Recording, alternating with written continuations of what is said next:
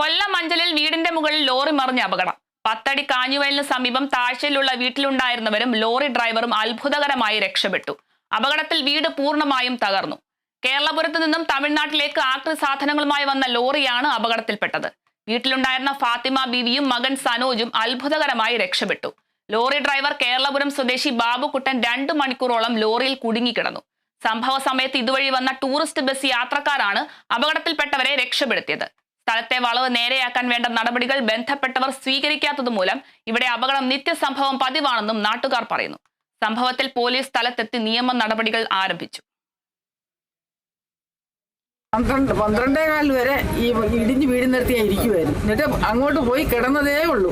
കിടന്നു കഴിഞ്ഞപ്പോഴേ സംഭവം ഉണ്ടാകും. പക്ഷേ തമ്പുരാൻ്റെ അള്ളാഹുവിൻ്റെ അനുഗ്രഹം കൊണ്ടിട്ട് എനിക്കൊന്നും സംഭവിച്ചില്ല. എൻ്റെ മോനും ഒന്നും സംഭവിച്ചിട്ടില്ല. പിന്നെ വീട് മൊത്തവും പോയി. ഈ വീട് വെച്ച് കിട്ടിയെങ്കിലേ നമുക്കിവിടെ താമസിക്കാൻ പറ്റത്തുള്ളൂ. ഈ വണ്ടിയിലെ സാധനങ്ങൾ മൊത്തവും വന്ന് വലിയ ഇരുമ്പ് പൈപ്പുകളും അതും ഇതും എല്ലാം വന്ന് തെറിച്ച് വന്ന് വീണ് ബാത്റൂമിൽ പോലും പോകാൻ നിവർത്തിയില്ലാതെ ഇരിക്കും.